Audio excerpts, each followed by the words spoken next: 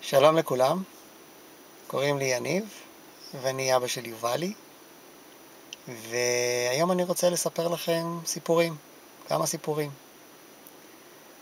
גם אני שהייתי ילד אהבתי סיפורים.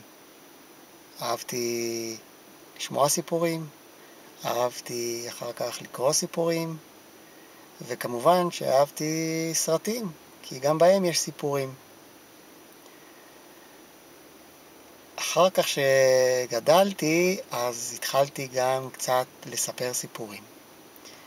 במיוחד עכשיו אני מספר סיפורים ליובל, ולפני זה גם לאחים הגדולים שלה.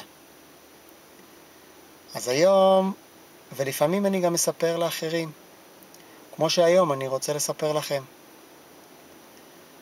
אני לא אספר לכם סיפורי תורה, כי את זה מספרים לכם בבית ספר, ובטח גם בבית מספרים לכם.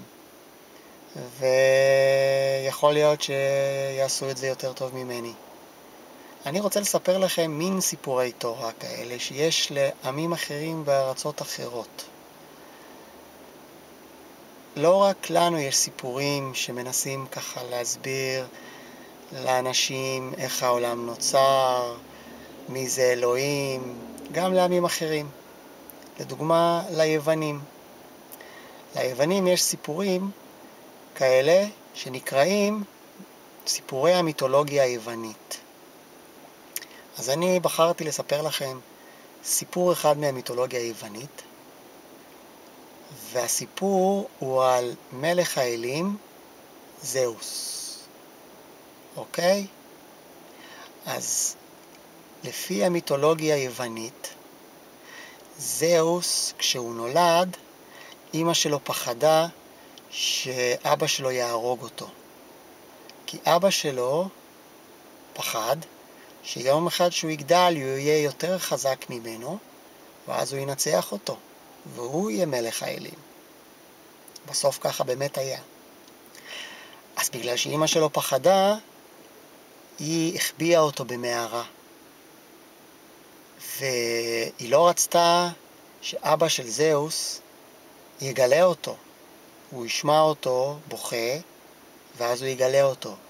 אז היא שמה פיות מחוץ למערה, והפיות האלו היו צריכות לשיר כל הזמן, וככה אבא של זאוס לא יכל היה לשמוע את הבכי של זאוס, ולא יכל היה לגלות אותו.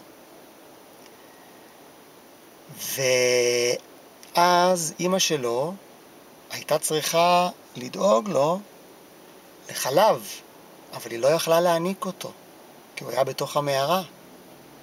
אז היא סדרה לו עז מופלאה, והעז הזאת העניקה את זאוס התינוק. והחלב של העז המופלאה הזאת כמובן שהיה גם כן מופלא. ומה זה החלב הזה עשה? החלב גרם לזאוס לגדול מהר ולהיות מאוד מאוד מאוד חזק.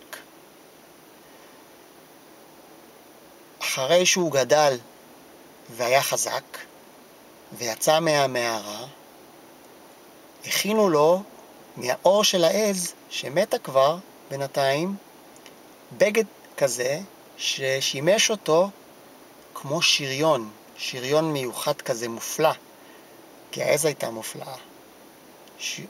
שריון חסין מפני כל כלי נשק.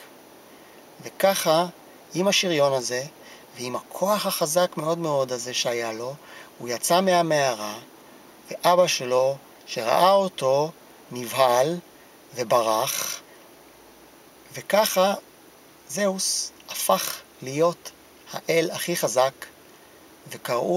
וקוראים לו מלך האלים או אבי האלים, והוא המלך והאל הכי חזק ששולט על כל שאר האלים.